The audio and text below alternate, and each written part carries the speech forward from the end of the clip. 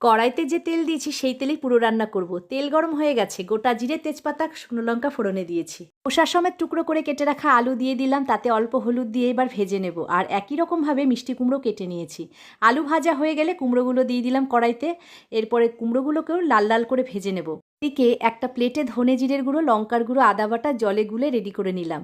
কড়াইতে ভেজানো মশলাটা দিয়ে মশলা ধোয়া জলও দিয়ে দিলাম, ভালো করে কষিয়ে নেব। পরিমাণ মতন হলুদ দিলাম, স্বাদ মতন লবণও দিয়েছি। এর মধ্যে অঙ্কুরিত ভেজানো ছোলা দিয়ে ভালো করে মশলার সাথে কষিয়ে নিলাম। মশলা থেকে তেল ছেড়ে গেলে এরপরে ভেজে রাখা কুমড়ো আর আলুটাও দিয়ে দিলাম। 2 মিনিট মতো নেড়েচেড়ে নেব মশলার সাথে কুমড়ো আলু। তারপরে ফোটানো জল দিয়ে দিলাম পরিমাণ মতন। ঝোল ভালো করে ফুটে কুমড়ো আলু সেদ্ধ হয়ে গেলে এরপরে 1 চামচ চিনি দিয়ে দিলাম তাতে। দেখে নিলাম কুমড়ো আলু সেদ্ধ হয়ে গেছে। এবারে কুটে রাখা গরম মশলার অল্প করে ঘি দিয়ে বানিয়ে ফেললাম ছোলা দিয়ে কুমড়োর ছক্কা। এই নিরামিষ পদ রুটি, পরোটা, ভাত সবার সাথেই খেতে পারো। লাইক, কমেন্ট, শেয়ার, সাবস্ক্রাইব করে দেখা হবে আবার।